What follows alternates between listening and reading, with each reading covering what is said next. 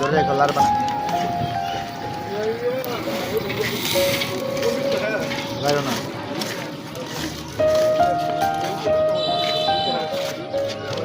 আমি খাবো না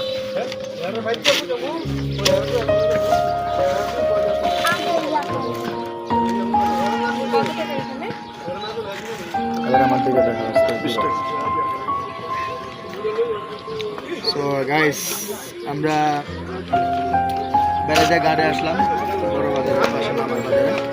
তো এই খাবারটা খুবই একটা সুস্বাদু ভালো লাগে, মুড়ি মাখা, চিড়া মাখা, তারপর পেঁয়াজু, অনেক কিছুই 3-4-5 পদের জিনিস আছে এখানে। সরষের তেল দিয়ে মাকে সুন্দর মতো আমরা খাচ্ছি। তো বেসিক্যালি অনেক সময় এই খাবারটা খেতে খুব ভালো লাগে।